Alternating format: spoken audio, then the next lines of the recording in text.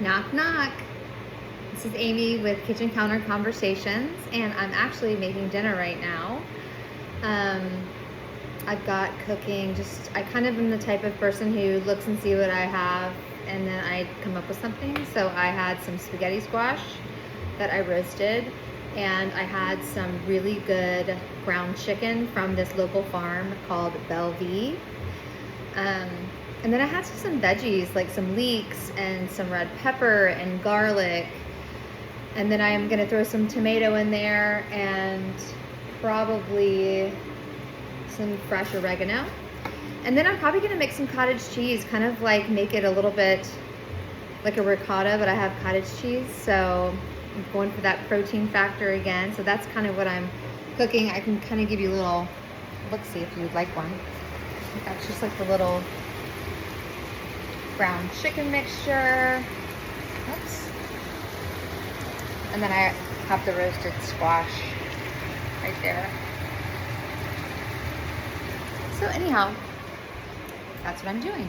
So I wanted to, while this is cooking, take the opportunity to talk to you about something that I mentioned last time, and that's just about some hidden ingredients that I think it's important for you to start looking for and understand.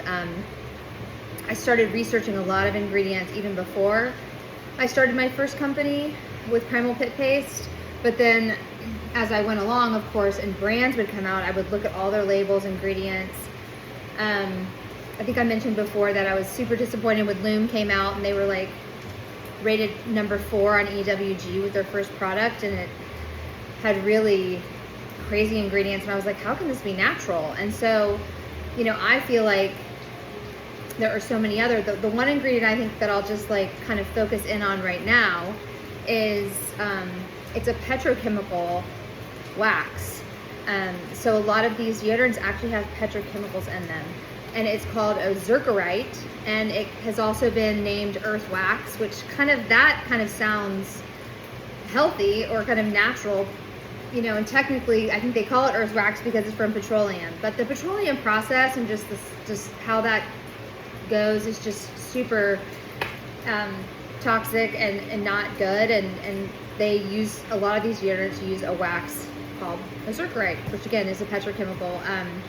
The ones that I know that have it are Lumi, Native, Curie, Each and Every uses it, Salt and Stone uses it. That's just to name a few. So I just want you to look out for that on your labels, ozurkerite wax, and I would just say try to steer away from that. And that's kind of where I feel like we move into the topic of greenwashing, which I think is a longer conversation we can have.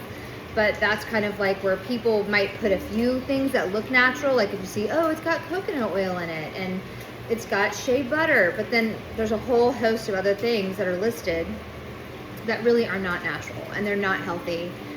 They're not non-toxic. Fragrance also a lot of it comes from the petroleum industry, and there are petrochemicals in a lot of fragrance, especially synthetic fragrance. So I just would, you know, watch out for some of that, the greenwash marketing, and just start to learn to read your labels. I think that's super important, because they, you know, are trying to sell products in the natural industry that aren't really natural, and that's technically just a greenwashing tactic. Is, let's say that what isn't in it, like it's no aluminum, it's no parabens, but I mean, you don't see no petroleum typically because they can't really say that. So I think it's important not just to look at what's not in it, but also to see what is in it. So anyhow, that's just my tip on that ingredient, ozurkerite, petrochemical. That's a no for me. Talk to you later.